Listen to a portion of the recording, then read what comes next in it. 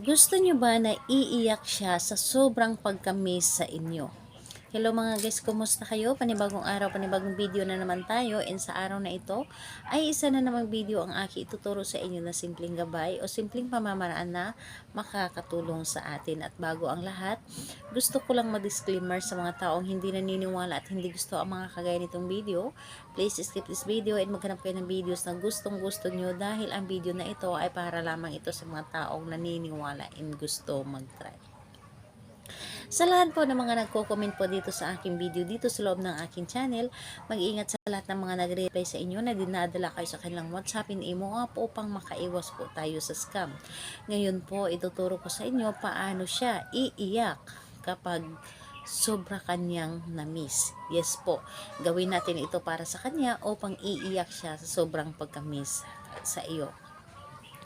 Dito po is pwede itong gawin sa parehas ang kasarian, babae ito babae and lalaki ito lalaki. And syempre naman sa ating babae at lalaki na mag-partner. And ayun po, dito po is wala tayong kailangan na ihanda na gamitin, kundi larawan lamang niya.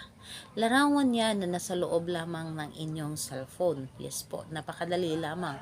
Nasa loob ng inyong cellphone, pwede ka na kumuha sa kanyang social media account ng mga larawan niya, basta ito po ay clear photo na larawan. And ayun po, higit sa lahat, mukha niya dapat. And ayun, larawan niya lamang at sarili mo. Yes po, sarili mo na i-claim mo sa iyong sarili na ito ay gustong-gusto mong gawin. Ito ay gusto mong gawin na para mamimiss ka niya palagi, and hindi ka dapat nagdududa sa isang ritual na inyong gagawin, and walang pag-anlilangan, yung hindi ka nagdalawang isip. So, ayun po, kapag nakiklaim mo na sa iyong sarili na sigurado ka na, handa ka na gawin mo ito po ay pwede mo nang umpisahan. So, ang gagawin mo lamang ito bago kayo matulog sa gabi.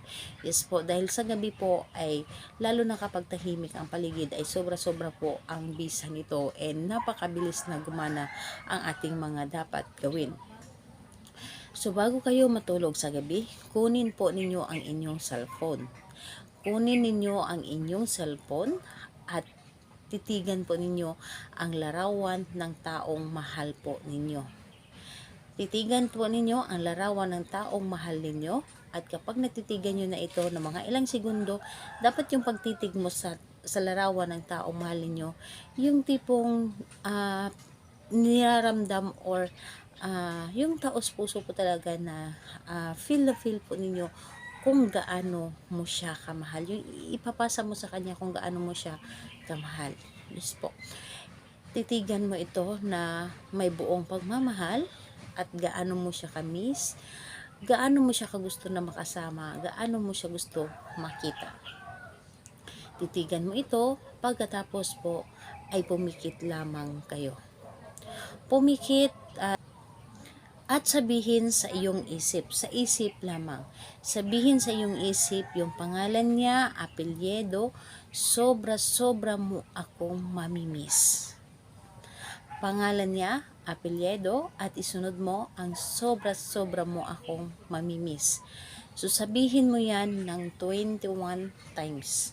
Yes po, 21 times mo itong sasabihin sa isip lamang. Dahil yung isip natin ay makapangyarihan. Kung ano yung nasa isip natin, yun ang masusunod.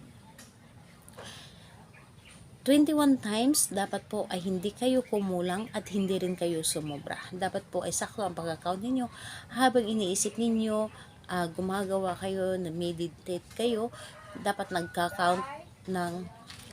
So, yun po, gawin nyo ito bago kayo matulog sa gabi. So, kahit anong araw, pwede po ninyo itong gawin, basta bago lamang kayo matulog o papatulog na po kayo sa gabi. Salamat po sa inyo. Bye-bye everyone. God bless us all.